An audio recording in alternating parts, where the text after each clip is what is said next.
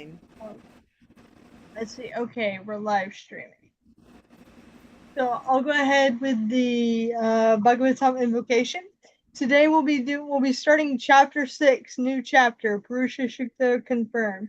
So Canto 2, chapter 6. Rayanam namaskritya naram chaiva narottamam devim saraswatam vyasam tato jayamudhirayat nastapreshu badreshu nityam bhagavata sevaya bhagavati uttamashloke bhaktir bhagavati naishtikti. And then the invocation, so I can get the blessings of Srila Prabhupada and my spiritual master and our acharyas, be able to lead this class today. Om Ganan Sramdasha Gananjana Shalakaya Chakshurupmanitamirana Tasmai Shri Gurave Namaha Shri Chaitanya Maro Vishram Stapitamina Bhutale Swayam Rupakadamayam Dayati Swapadantikam Vandeham Shri Guru Shri Yuta Parakamalam Shri Gurun Vaishnavamscha Shri Rupam Sagachatam Sahagana Raganaptam Bitam Tam Sajivam Sadvitam Savadutam Prajana Sahitam Krishna Chaitanya Devam Shri Radha Krishna Padam Sahagana Lalita Shri Vishakam Shah Hey Krishna Karuna Sindhu Dinabandhu Jagapate Gopesha Gopika Kanta Radhakanta Namostate Tapta Kanchana Gorangi Radhe Vrindavaneshwari Vrishabhanustate Devi Pranamami Haripriye Vancha Kalpatrubhisha Kripa Sindhu Bevacha Patitanam Pavnevyo Vaishnavevyo Namo Namaha Shri Krishna Chaitanya Prabhu Nityananda Shri Advaita Giradhara Shivasari Gaura Bhaktavrinda Hare Krishna Krishna Krishna Hare Hare Hare Rama Rama Rama Hare Hare. So I also want to apologize for the sun. I've tried to move like several places. So if you see that my face is being drowned out by the sun, I apologize. If I close the window, it gets extremely hot in this room because I don't have AC. So. All right. So.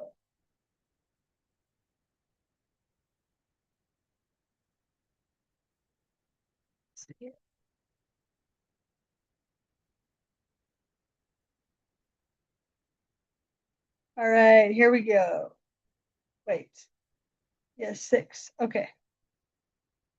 Brahmo Vacha Vacham Vanirmukham Kshetram Chandasham Sapta Dattava Havya Kavyamritam Nanam Jiva Sarvam Rishashyacha. Okay, yeah, I'm sorry. I forgot to do like a small little recap just to remind everybody where we are. Um, we're at the part where Brahma is speaking about the universal form. That's where we concluded the last chapter, the Virat Rupa. And now chapter 6 is going to go, he's going to go a little bit more into that. You know, how everything is a part of this universal form. Lord Brahma said, the mouth of the Virat Purusha, the universal form of the Lord, is the generating center of the voice, and the controlling deity is fire. His skin and 6 other layers are the generating centers of the Vedic hymns, and his tongue is the productive center of different foodstuffs and delicacies for offering to the demigods, the forefathers, and the general mass of people. Purport by Srila Prabhupada. Opulences of the universal form of the Lord are described herein. It is said that his mouth is the generating center of all kinds of voices, and is the and and its controlling deity, the fire demigod. And his skin and other 6 layers of bodily construction are representative generating centers of the 7 kinds of Vedic hymns.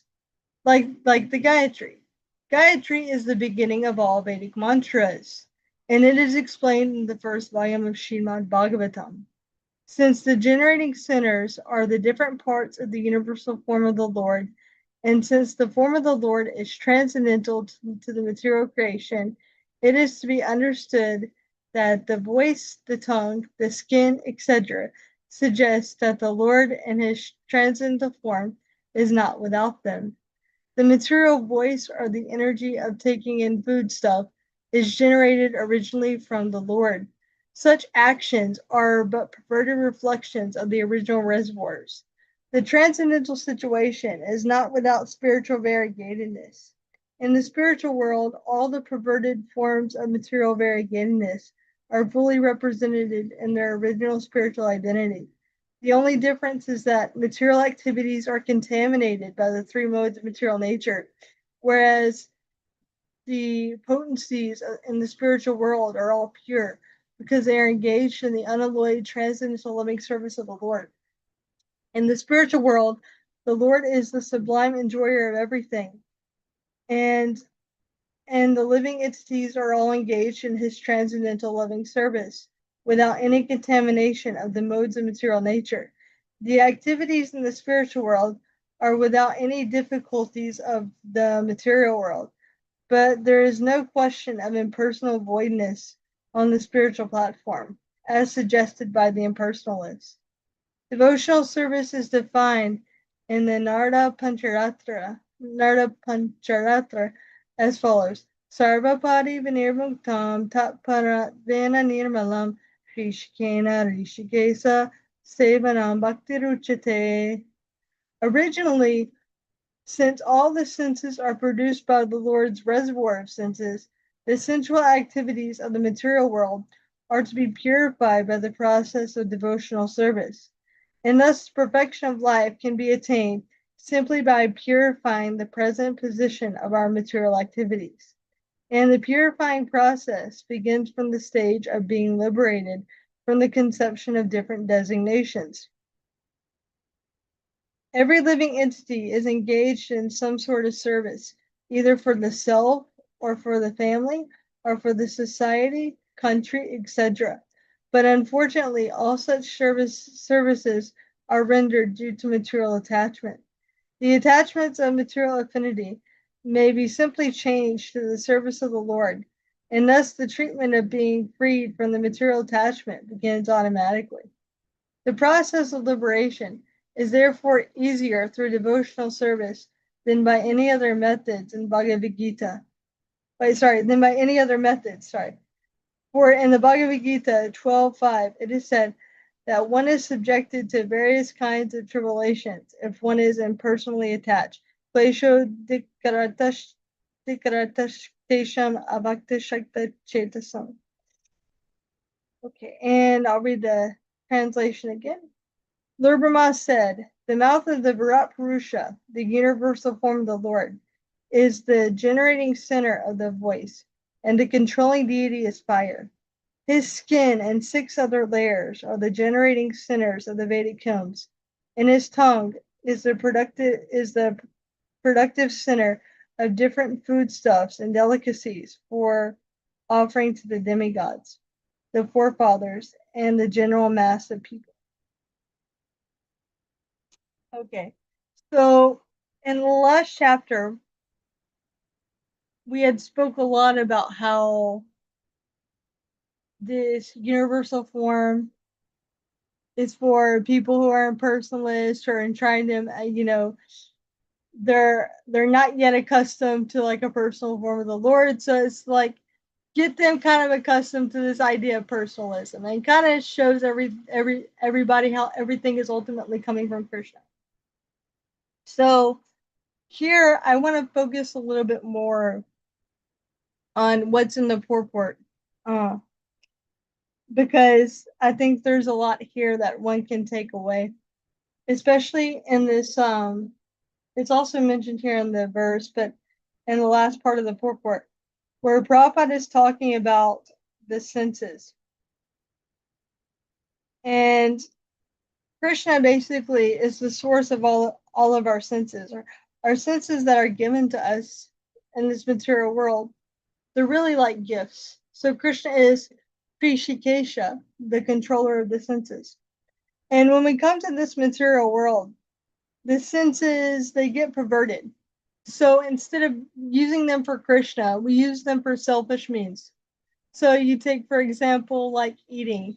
What do most people eat for? It's like you think, okay, what do I want today? Do I want pizza? Do I want Chinese food? Do I want Mexican food? So like I remember one of the things is when I was at home with my family, and I'll tell this story because none of them will ever see this video. but but anyway, every night it was like, what do you guys want for dinner? And I would say, well, why don't we just make something that we have here? Like there's some like veggies in the fridge and some potatoes and stuff. Let's just make something up.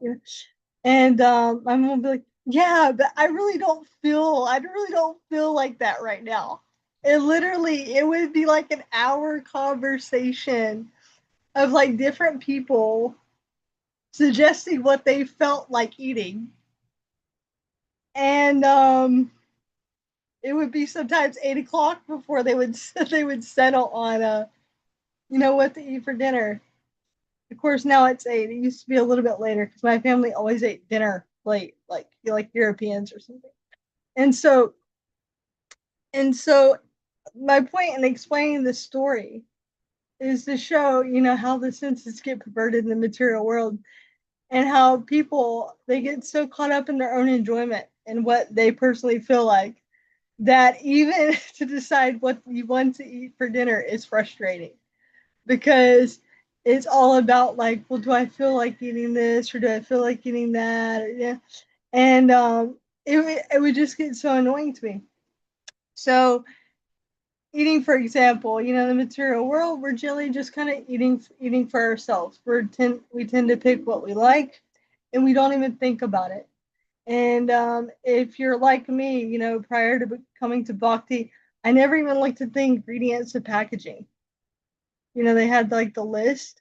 I never even bothered to like check that to see like how pure anything was or anything like that. I would just pick something, open it up, and eat it. So this is one way that through eating, the perverted reflection of eating versus in the spiritual world, when these senses are purified, everything is first offered to Krishna. And it's based on, okay, well, what is Krishna like? What would Krishna enjoy? And so therefore the devotees enjoy the remnants of what Krishna eats. The same thing with speaking, in the material world, one tends to speak about the activities of other personalities.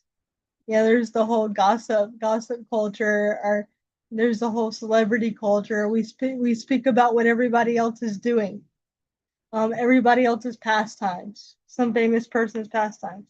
But in the spiritual world, the original purpose of this is to speak about the glories of Krishna's activities and what Krishna is doing. In the spiritual world, the devotees, they're always thinking, okay, well, what is Krishna doing this time of day? And they can't stop talking about Krishna, even if they want to stop talking about Krishna. And and so basically, it's this way with all the senses, how they become perverted in different ways. So what bhakti does really nicely, and is that it gives one a way to purify the senses back to their original nature. And people try this through other processes too. Like one of the ways in which people try this is through jnana philosophy, trying to understand, what I'm not. And then there's bhakti. And both bring about detachment, but bhakti does it in the most beautiful way. Because bhakti brings about this detachment to the material world through developing love for Krishna.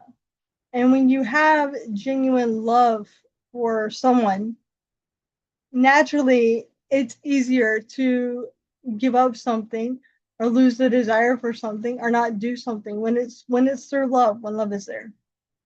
It's like I'm trying to think of this example. My sister, she's having another baby, and so when one is pregnant,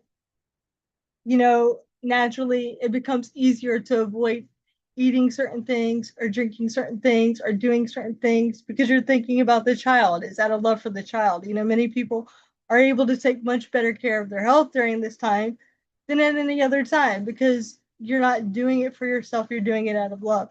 So this is just a material example. But for the devotee, these senses become purified. As one develops this love for Krishna, then naturally you have this desire of, okay, well, we're talking about this subject matter right now, but how does this ultimately relate to the philosophy of Krishna consciousness? Even if you're talking about something like seemingly material, devotees tend to do this. They'll bring it back to Krishna. How is this helping me in my Krishna consciousness? Or, how can I connect this to the philosophy? Something like this. And these desires develop within us, and this attraction gradually develops. So, it's a very beautiful thing that Prabhupada's explaining here. The process of bhakti yoga, how the purification of the senses take place. But he does this first by explaining, and this is the first thing that we have to understand, that the senses that we have, they're not actually our own senses that have been given, that are ours, but they're coming from Krishna, and they've been given to us, and they're tools for actually serving Krishna.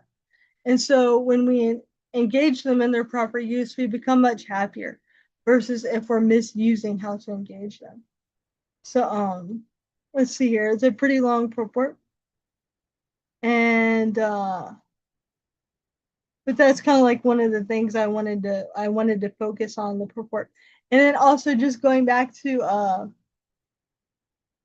what I was saying, like when I was visiting my family, they couldn't decide on what to eat. Also, too, when you become a devotee and you start like offering your food to Krishna and things like this, that becomes much easier too, because you're just like, okay, like what can I make nicely for Krishna that I have right now? Okay, let me do this or let me do that.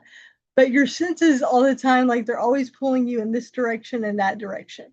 And one thing wants one thing, and one thing wants another thing. So, but when you're doing it for Krishna, you become much more peaceful. And I noticed one of the things that this bhakti yoga practice has given me is that with things like that, like I'm not so disturbed. I'm just like, okay, what do we have? Okay, well, let's just go get something nice. You don't become as disturbed by the pulling of these senses.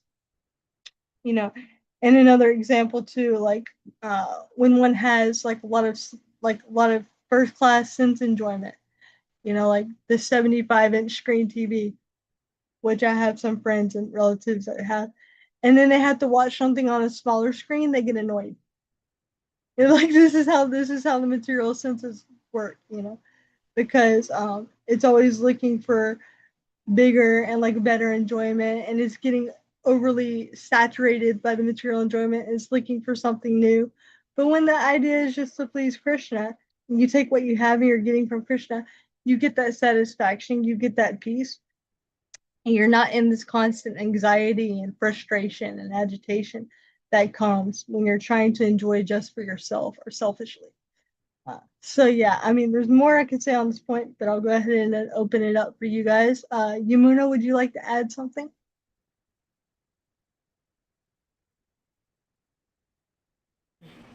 Hare Krishna. I really don't have anything to add. So if Bhakti and Amy would like to speak now, that would be fine.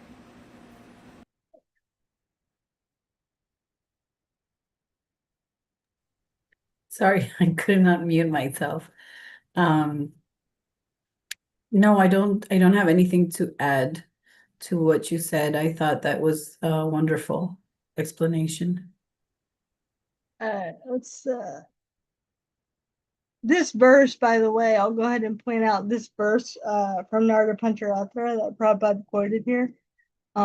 This is actually a very famous verse.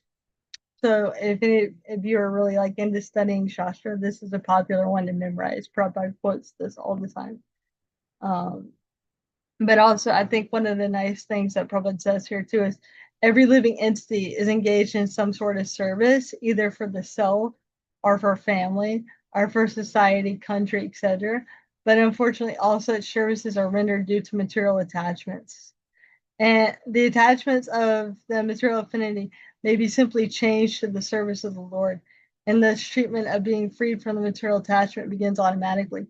So, like people just reading this, I was thinking about You know how people are, they're always engaging in some sort of service, either to society or to like country. You know, nationalism, patriotism, it's a really big thing. And because one wants to feel that they're in a community, that they're connected or something. And but when one takes the Krishna consciousness, this process becomes even more sweeter because instead of identifying with somebody as like, okay, this person is from my country, this is my kinsman, then you start to see every living entity as like part and parcel of Krishna. And then you don't have this like, you know, the problem with this person or problem with that person because they're from here or from there. So you still, you know, you have that like sense of like community that everyone is like looking for. But with the devotees, you know, looking, seeing everybody as being connected to Krishna. In this situation, you can truly love everybody because you're not judging them based on like the political history of their nation. You know, as like you see in, as you see in the news, if any of you kept up, like, or were seeing the news from the World Cup, there was a lot of that going on. The judgment of like judging people for things that their government did like 50 years ago, you know, and stuff like that. So people want this idea of like service to country, service to society. They want this connection. But in the material realm, that comes at a cost, you know, because then that produces, okay, well, I have this love for my nation, so therefore I don't like this group of people.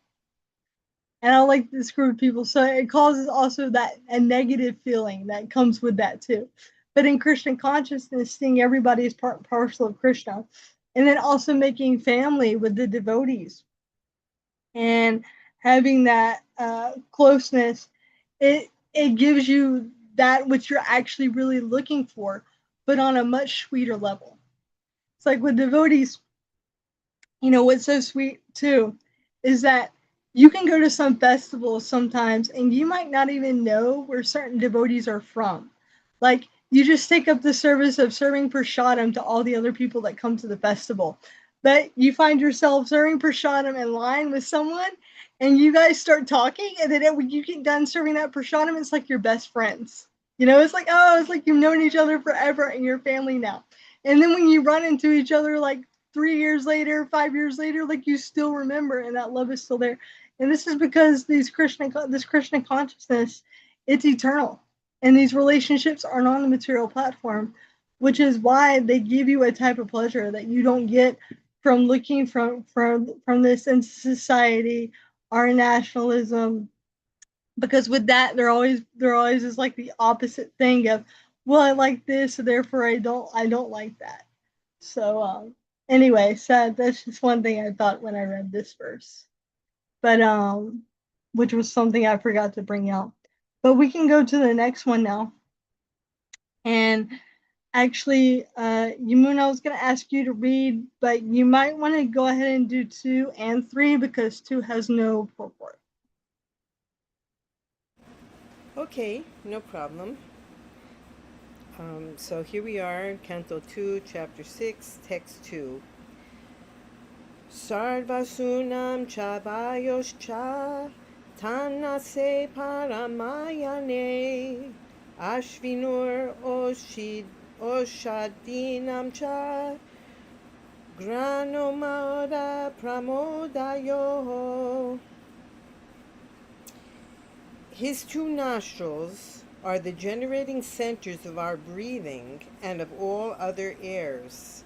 His smelling powers generate the Ashvini Kumara demigods and all kinds of medicinal herbs, and his breathing energies produce different kinds of fragrance.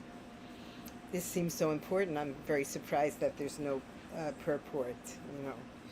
If you have any comments, though, you're more than welcome to comment on it. Well, I'll go ahead and read the other verse so that the comments can be about the two of them. But it seems to me that breath is so important to life, and to make no comment at all about this particular verse is, I find that to be strange. But let's go on, and we'll combine the comments for text 2 and text 3. Text 3. Rupanam tejasham kakshur diva suryasya kakshini karnao disham cha tirtanam shrotram akashashabada yoha. Translation. His eyes are the generating centers of all kinds of forms, and they glitter and illuminate. His eyeballs are like the sun and the heavenly planets. His ears hear from all sides and are receptacles for all the Vedas, and his sense of hearing is the generating center of the sky and of all kinds of sound. Purport by His Divine Grace A.C. Bhaktivedanta Swami Srila Prabhupada Ki Jai. The word Tirthanam is sometimes interpreted to mean the places of pilgrimage, but Srila Jiva Goswami says that it means the reception of the Vedic transcendental knowledge. The propounders of the Vedic knowledge are also known as the Tirthas. Okay, so we can see that text 2 and text 3 deal with some of the main senses. You know, we're speaking about Krishna, of course, and this imagery of the Virat Rupa, and we're talking about his breathing, his nose, his breathing, and we're talking about his eyes and his ears. But in reality, these senses are very vital to human life. As a matter of fact, they are what's left of us when many other faculties leave us, like in the process of leaving our body, the breathing, is so important. It controls so much of this. And his smelling powers generate this, the Ashvini Kumara demigods and all kinds of medicinal herbs. And his breathing energies produce different kinds of fragrance. So I guess we are to feel as if we should rely upon the breathing of the Lord to give us healing power, and the joy of the fragrance, because as you just spoke of, the joys are not so much for us, but are for to please Krishna. Personally, I can't anymore tolerate any fragrances. I don't like incense or anything anymore, because I find that they do damage to my breathing mechanism. But I guess one can externalize this, and in terms of relationship to Krishna. Okay, so the breathing is of utmost importance, and the other senses mentioned here in the next verse are very important too. The seeing, the eyes for seeing, and but Krishna's eyeballs are like the sun and the heavenly planets. So I guess we need to think also the terms of seeing in relationship to Krishna, that this seeing, it's like illuminating us with this light of the sun and the heavenly planets. And then his ears hear from all sides are receptacles for the Vedas. His sense of hearing that being the generating center of the sky and all kinds of sound. And of course, the hearing is a very, very important sense. As a matter of fact, it is said that it's the last sense that we lose as we are leaving our body, which is why at the end of life it's so important to hear about the Vedas, to hear the Mahamantra, to because this is our last sense that leaves us at the end. So so these senses, these three senses that are spoken about in these two verses, are of utmost importance to human life, and I guess the point is that we should relate them to Krishna. use them for seeing or hearing or breathing Krishna consciousness, which is shown to us through through this imagery of these senses being part of the Virat Rupa. So that's all I have to say, and I'm ready for you to go ahead and add your comments.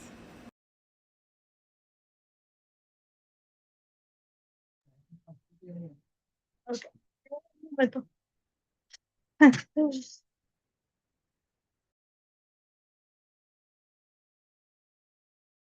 Sorry, guys. That was my mother-in-law that just came in the room, so I apologize.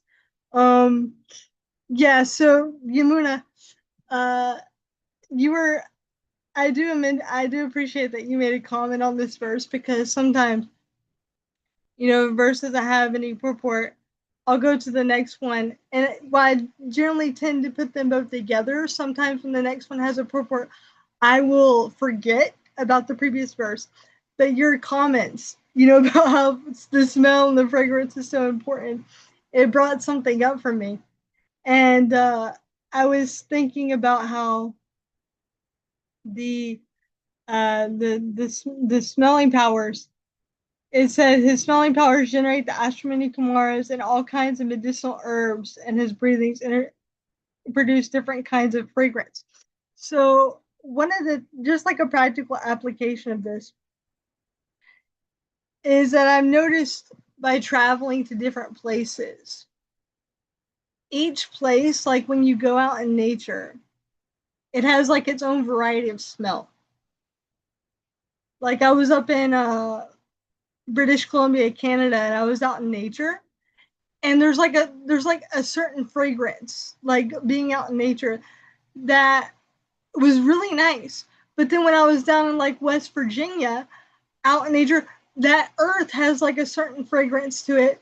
And when I was like down in Florida out in nature, that earth has a certain fragrance to it. And the reason why I thought of all this is because, having read these verses, just over and over again. And then also chapter 10 of Bhagavad Gita, I believe, where Krishna is saying, I am the sun, the moon, and all these things. I was just trying to, connect Krishna to everyday life and nature. And that's when I started to notice going around to these different places that, oh, like there's these different fragrances in the earth, like where you go, like it's not all the same. And I was just like, wow, like just seeing these different fragrances, I was like, wow, Krishna is like amazing because there's this different variety everywhere. But then also the medicinal herbs, it's actually said the earth has really all of our medicine. But see, the thing is that we've forgotten how to use these things over time. But Krishna's given everything. And I mean, there are tribes in the Amazon that I read about a few years ago. And this guy that went down there, he was saying, like, oh, we don't know how these people avoid infections. We don't know how they're avoiding these diseases. He's like, they have knowledge of earth and medicinal herbs that, like, we don't know. And this all used to be there. There was the original science of Ayurveda that Krishna has given us, but even a lot of this science has been lost, and people that study it, they say you have to be very careful about um, what you choose. You have to make sure it's a good doctor, and there's a lot of stuff that's been put into Ayurveda that's not actually Ayurveda, and things like this. But they said, yeah, the science was originally there, and it was all based on things that came from the earth, and based on things like prevent you from getting sick. Krishna gave all this, and by using all of these things, it also helps us remember him. It helps us think of him. It helps us be grateful to him because we know that we're not able to do it on our own, but now that we're living more artificially, it's really hard, it's more difficult to make these connections to Krishna. I was having this discussion with, I think, Mukunda the past week, and we were just walking around in nature, and I told him, really, this country actually should be very rich. But the problem is people live artificially because the climate here is very nice. Things grow. You know, your family has land out here, and I never hear them talk about there not being pineapple, there not being platano, there not being habichuela. Like all this stuff is growing. Like just, yeah, I was like, you know, in the U.S., there's like a certain amount of time that you have to put the crops in, and then you have to get them at a certain amount of time, and then you have to pray that it doesn't freeze over and like ruin every. I was like, really, you know, this place is quite abundant. And as we're walking, I'm seeing like mango trees and I'm seeing like almond trees. And this is like right in this, like, even this part, it's like right in the city of Santo Domingo. And there's like these beautiful flowers. I'm like, the problem here is not like people think, oh, lack of money. There's not, the problem's not lack of money. The problem is people just are living artificially and they've accepted another like standard of life. And because of that, people are becoming so disconnected uh, from God. And that's why I'm bringing this up is that these things, when the fragrance of the earth, the herbs, and all of this, it keeps us in that connection. But when we're living artificially, we forget about all these things and we become disconnected. And so I just wanted to make a couple comments on the next verse. Uh, this word tirtam and the purport. Prabhupada says the propounders of Vedic knowledge are also known as tirtas. And so one of the definitions of tirtha is a holy place, like Mayapur, Vrindavan, even like our ISKCON temples, they can be considered tirthas. But Prabhupada would often make the point over and over again, and you used to see this more in India, I would say a few years ago. Now things are changing there. But a lot of times when a family would get enough money to go on vacation, they would go to a holy place. And this still happens, but people from India are telling me that it's more less and less common. It's more common now to like go to Disney World or something. Like people are doing that now with their money. But the reason why they went to Tirtha is because they were thinking, oh, I'm going to go to a holy place and I'm going to get purified. And while the holy places themselves are purifying, the main point of going there is to hear from a holy person. And because by hearing from the holy person, that's where the actual real purification of the heart takes place. So Prabhupada would say that sometimes people will go because they'll think, okay, I want to take darshan of the deity, or I want to bathe in the Ganges, or I want to bathe in the Yamuna, and all these things are important. But if you do that and you don't hear from the holy person, the sadhu, then like, okay, you go bathe in the Yamuna, you bathe in the Ganges, and it purifies you. But the actual transformation of the heart doesn't take place. So that's why the great sages or the devotees, the propounders of Vedic knowledge, they're also called tirthas because they're giving the real knowledge that actually purifies the heart, which people are going to these tirthas for purification. So the devotees are giving the real purification. So that's why it said, you know, when you're with an advanced devotee, it's like being in a holy place. And maybe both of you had this experience. You know, you talk with sadhus and really, really empowered sadhus. And you sit down with them and talk to them, and you feel like, oh, I'm already in Mayapur, I'm already in Vrindavan. Oh, I don't need to go anywhere else. You know, it's very blissful and very enlivening. That's because the purification of the heart is taking place. So these are the real tirthas. And even I can speak from personal experience, having been to Mayapur and been around to different temples, traveled to different places. They were all very beautiful, but the best experiences that I had there were the people I associated with, the lectures I attended, the questions I asked, the sadhu sangha, being able to like talk with devotees, hear the philosophy. Those were like the best experiences. And even going to different festivals, you know, like some of my best experiences there are in the classes because often they'll bring in like senior devotees to give like the Bhagavatam class or to give like a very nice class on Mahamantra. It's like a kirtan festival. And these are like, they actually fire you up so that you have a better time, at the holy place. So anytime I'm kind of feeling down, I'll turn on a lecture or something from like a Prabhupada or someone who inspires me, and you feel like you're already in the tirtha, you're already in the holy place. So yeah, I just wanted to bring that point out because that's why the great sages, we call them they're tirthas as well, but they're like tirtha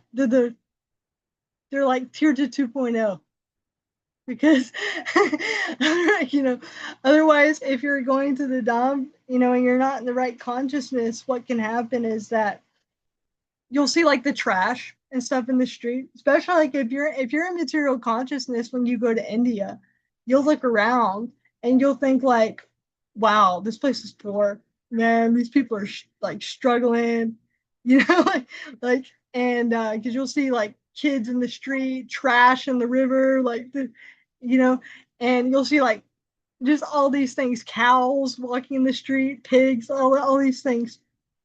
And if you're in this material consciousness, and you won't actually get the real purification, because that's all you'll really notice. And then you can make offenses in the Dom, and that can be quite dangerous and detrimental to one's spiritual life. So one has to have the right consciousness. That's why hearing from the sadhus is so important, because they put you in that proper consciousness for entering into these tirthas, especially in Kali Yuga, where some of the DOMs, the tendency is to become a little bit degraded. The sadhus are always there, and they can put us in that DOM consciousness. And when I say degraded, I mean from an external point of view. The DOMs are always pure internally, but one has to have that vision, and that's what the sadhus help us do. Is they give us that vision. So, is there any other comments that either of you would have on this? Thank you. Yes, I had comments, especially because after you said that, and it was my experience also, I was very amazed when I went to India, and that was because um obviously my consciousness was not based on the material, but because I had been doing sadhana for so many years during my Jyotisha training program. And when I did get to go, I found everything so beautiful. And I was just so happy to go from temple to temple, and just like I felt so blessed to be there. And so I understand what you said, because I've also heard other people comment about going there and finding that it was that that they just didn't see what I saw. Like they saw what you said, like they saw the poverty stricken people, and they saw trash in the streets, and then they saw the cows and everything. They didn't find it civilized enough or something like that. And when I went, I just didn't see that. I mean, you can see that there are cows there, but you can understand why they're there, because they're also so peaceful. And I mean, I was in this town in Somnath, and in the Jyotirlingas of Somnath, Yeah. and even the dogs. I mean, that place was so amazing that the food there, everything was wonderful, and I felt so like exalted. I felt like an exalted planet. I felt like that energy of Vishnu, and the dogs wouldn't bark even. Like everybody was so calm, and and anyways, I was just going to say that like I didn't focus on the other materialistic things. But regarding the text, for me, it's amazing that it's in Srimad Bhagavatam, Canto 2, Chapter 6, Verse 2, where it actually says that Krishna breathes for us. Because in my meditation practice, we've always been told that it's a practice to concentrate every breath on the Lord. It's a practice that I do to practice every breath that I take to remember the Lord, because he's the one who's breathing for me. He's the one who's breathing for all of us. And it was just a practice for me before, but now I know that it's based on Shastra. And it's a beautiful, that makes it even more beautiful. And like Yamuna said before, I just thought that it's a pity that there's no purport in this text, because when in other texts, and I can't remember right now which, I have to make a point to take notes of that so that I can remember. But in other texts, it says that Krishna's senses are perfect. I think it was in Canto 1 anyway, that Krishna's senses are perfect, and that he doesn't impregnate things like humans impregnate humans, because his senses are perfect, and all his senses can do everything that the other senses can do.